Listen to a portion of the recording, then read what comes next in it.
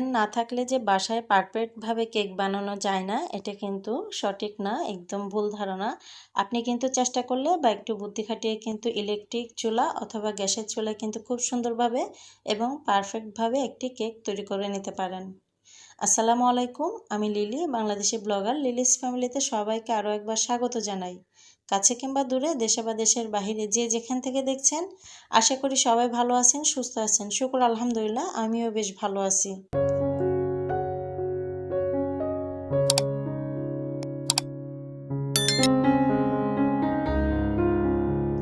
আমার এই হ্যান্ড বিডারটা কিন্তু অনেক পুরনো, বিগত আরও ৫ থেকে ৫.৫ বছর আগে নেওয়া। তবে তেমন একটা ইউজ করা হয়নি। যখন বাচ্চাদের ১ বছর বয়স ছিল, তখন হচ্ছে কয়েকবার ইউজ করা হয়েছিল বাচ্চাদের জন্য, কেক বানানো হয়েছিল। এরপরে কিন্তু অবহেলায় অনযত্নে হচ্ছে পড়েছিল।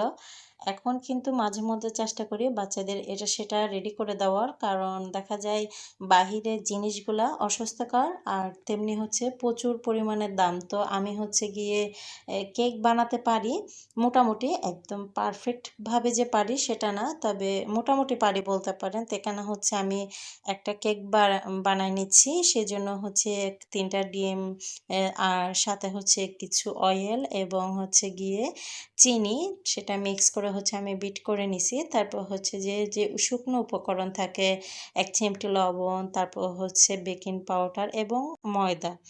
এগুলা কিন্তু পরিমাণ করে মেপে তারপর হচ্ছে চেলে নিয়ে নিছি। এটা কিন্তু ৩ ভাগে বা ২ ভাগে ভাগ করে দিলে কিন্তু বেশ ভালো হয়। তবে আমি একসাথে দিয়ে দিছি। একটি চালনি দিয়ে চেলে, কারণ অনেক সময় দেখা যায় আমরা যে প্যাকেট জাতীয় ময়দাগুলা ইউজ করি, ওগুলার ভিতরে কিন্তু ময়লা হয় বা পোকা হয়। তো আমি সবসময় চেষ্টা করি প্যাকেট জাতীয় হলেও একটু চেলে নেওয়ার। এখানে হচ্ছে একটা অনেকে মাল্টা বলে, অনেকে আরও নাম বলে, বিভিন্ন নামে বলে। তো আমি হচ্ছে একটা মাল্টার রস নিয়ে নিছি, আর হচ্ছে উপর থেকে যে চুলাটা থাকে সেটা কিন্তু ধুয়ে একটু এই যে সালাদ কাটার আছে ওটাতে একটু ঘষে কিছুটা খোসা নিয়ে নিছি। এটাতে করে কিন্তু এই কেকটার বেশ ভালো একটা ফ্লেভার আসবে। বা আমি যেহেতু এখানে ভ্যানিলা এসেন্স ইউজ করি নাই, যে ডিমের কাঁচা গন্ধ থাকে, ওটা কিন্তু আসবে না। খুব সুন্দর একটা অরেঞ্জ ফ্লেভার আসবে, খেতে কিন্তু মাশাআল্লাহ বেশ ভালো হয় এই কেকটা। আমি কিন্তু আগে চেষ্টা করতাম সবসময় বানানোর, তবে এখন বাচ্চাদের পিছনে অনেক সময় ইউজ করতে হয়, আবার অনেক ঝামেলা থাকে সংসারে, ৩টা বাচ্চা সামলানো, সংসার সামলানো, এটা সেটা তেমন একটা করা হয় না। বাচ্চাদের এখন যেহেতু বড় হয়েছে, ওরা এটা সেটা আবদার করে, তো দেখা যায় যে বাসায় চেষ্টা করি যথেষ্ট পরিমাণের দেওয়ার। যখন যেটা পারি না, দেখা যায় যেটা আমার সময়ে কাভার করতে পারতেছি না বা আমি রেডি করতে সময় লেগে যাবে, তখন হচ্ছে বাইরে থেকে আনার চেষ্টা করি। তাছাড়া প্রত্যেকটা খাবার চেষ্টা করি বাসায় তৈরি করে দেওয়ার।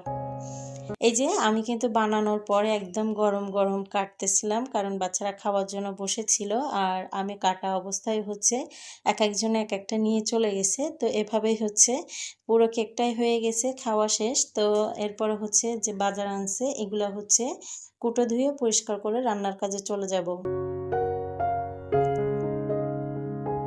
বাহিরের থেকে বাজার আনার পরে চেষ্টা করি সবসময় একটু হালকা পানি দিয়ে ধুয়ে পরিষ্কার করে রাখার। এতে করে মনে হয় যে বাহিরে যে অনেকে ধরে রোগ জীবাণু থাকে সেটা অনেকটাই কমে যায়। যদিও বা পুরোপুরি না কমে, আমি মনে করি আংশিক হলেও কমে যায়। সেজন্য চেষ্টা করি এই কাজটা আগে করে নেওয়ার। সাথে হচ্ছে ২টা গাজর আনাইছি। বাচ্চাদের হচ্ছে টিফিনের জন্য কিছু সিঙ্গারা বানাই রেডি করে রাখবো, অথবা অন্তন, রোল, এভাবে মানে একই জিনিস দিয়ে ৩-৪টা আইটেম করে রাখলে দেখা যায় যে বাচ্চারা যখন একটা জিনিস খেতে চাইবে না, তখন হচ্ছে অন্য আরেকটা জিনিস বের করে ফ্রাই করে দিলে সকালবেলার সময়টা আমার কিন্তু এত বেশি ঝামেলা হয় না। যার কারণে হচ্ছে অফ ক্যামেরাতে অনেকগুলো সিঙ্গারা, সমোসা আমি যখন সময় পাই তখন হচ্ছে রেডি করে রাখি। আর সকালবেলা হচ্ছে তাড়াহুড়ো করে ওদেরকে ফ্রাই করে দিয়ে দিই। কিছুটা মুরগি রান্না করব, আর সেজন্য হচ্ছে মুরগি কষাতে বসাই দিছি। এরপর হচ্ছে গিয়ে মুরগির যে পা, এটা কিন্তু অনেকে খায়, অনেকে পছন্দ করে, অনেকে পছন্দ করে না। আমি কিন্তু পছন্দ করি, তাই হচ্ছে মুরগি কষাতে দেওয়ার পর ওগুলো পরিষ্কার করে নিছি। আর এখানে যে কাঁকরোলগুলো আনা হয়েছে, সেগুলো হচ্ছে আমি কিছুটা শুটকি দিয়ে রান্না করব, বাকি যেগুলো চ্যাপ্টা চ্যাপ্টা কেটে নিছি ওগুলো হচ্ছে আমি তেলে ফ্রাই করে ভর্তা করব। এভাবে ফ্রাই করে ভর্তা করে দেখবেন, বেশ ভালো লাগে। আমি আপনাদের বোঝার সুবিধার্থে বলে দিই, এর যে আমি চ্যাপ্টা চ্যাপ্টা করে কাটছি ওটা কাটার পরে হচ্ছে হালকা একটু পেঁয়াজ রসুনের পেস্ট দিয়ে কিছুক্ষণ মেখে রেখে দিবেন। তারপর হচ্ছে হালকা তেলে ফ্রাই করে নেবেন একটু পোড়া পোড়া করে। তারপরে আমরা যেভাবে আলু ভর্তা করি ওভাবে কষলে ভর্তা করে নিলেই দেখবেন যে খুব মজা হয়, খেতেও বেশ ভালো লাগে।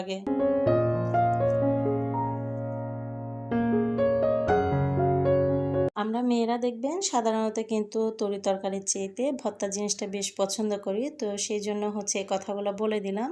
আশা করি আমার আজকের ভিডিওটা বরাবরের মতোই আপনাদের কাছে বেশ ভালো লাগবে। ভালো লাগলে প্লিজ ছোট্ট একটা লাইক দিয়ে ভিডিওটি কন্টিনিউ করবেন। আপনি আমার চ্যানেলে নতুন হলে আমার চ্যানেলটি সাবস্ক্রাইব করে নেবেন, পাশে থাকা অল অপশনটি চালু করে দিবেন, যে কোনো সময় নতুন ভিডিও আপলোড দিলে নোটিফিকেশন পৌঁছে যাবে আপনার কাছে। আপনি আপনার মূল্যবান সময় এবং সুযোগ করে আমার ভিডিওটি দেখে নিতে পারবেন। যারা অলরেডি এই কাজটি করে দিয়েছেন সবাইকে অসংখ্য ধন্যবাদ। এই যে রান্নাঘরের কিছুটা কাজ গুছাই আসছি, একটা তরকারিও বসাই দিয়ে আসছি, তারপরে হচ্ছে ঘর মোছার যে কাজটা সেটা করে নিচ্ছি। এভাবে হচ্ছে ফাঁকে ফাঁকে কাজগুলো আমি কমপ্লিট করে নিই, তা না হলে দেখা যায় যে 3 বাচ্চা সামলানো, ঘরের কাজ, মানে সব মিলিয়ে কিন্তু হিমশিম একটা অবস্থা হয়ে যায়। তো চেষ্টা করি একটার ফাঁকে একটা করে নেওয়া, যেন বসে অলস সময় না যায়, সেভাবেই হচ্ছে করে নিতে চেষ্টা করি।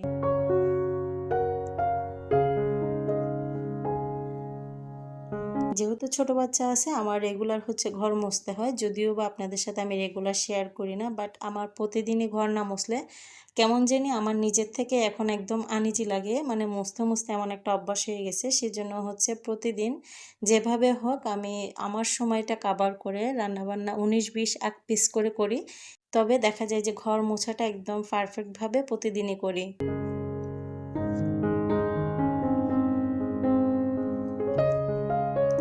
যাদের বাসায় ছোট ছোট বাচ্চা আছে দেখবেন যে বাচ্চারা খেলাধুলার সময় কিন্তু মেঝেতে বসে যায় বা শুয়ে পড়ে, আবার অনেক সময় যখন খাবার খায় তখন কিন্তু মেঝেতে পড়ে গেলে দেখবেন যে সেই খাবারটা কিন্তু বাচ্চারা তুলে অনেক সময় মুখে দেয়।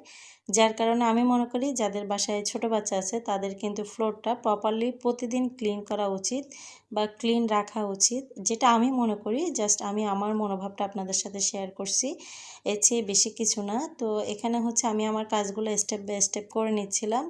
তো এই পর্যায়ে হচ্ছে গিয়ে আমি আমার যে টি টেবিলটা, এটা কিন্তু কয়েকদিন আগে আপনাদের ভাইয়া বসে হচ্ছে গিয়ে এটার উপরে যে গ্লাসটা ছিল সেটা হচ্ছে একদম ভেঙে ফেলছে।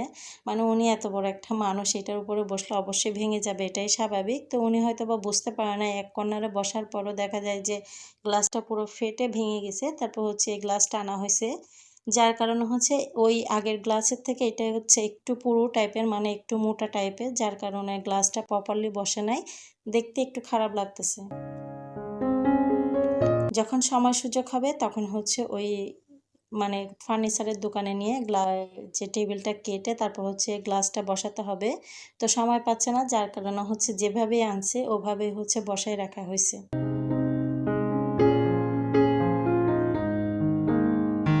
এখানে হচ্ছে নতুন কিছু জিনিস আনা হয়েছে ফিল্টারের জিনিসগুলো চেঞ্জ করার জন্য, সেগুলোই হচ্ছে আপনাদের ভাইয়া একটু লাগাই দিচ্ছিল। আমি আমার আজকের ভিডিওর প্রায় শেষ পর্যায়ে। আমি সবাইকে বলবো ভুল ত্রুটি হলে সবাই ক্ষমা সুন্দর দৃষ্টিতে দেখবেন। আমার আজকের ভিডিও এখানেই শেষ করব। সবাই ভালো থাকবেন, সুস্থ থাকবেন। আল্লাহ হাফেজ, আসসালামু আলাইকুম।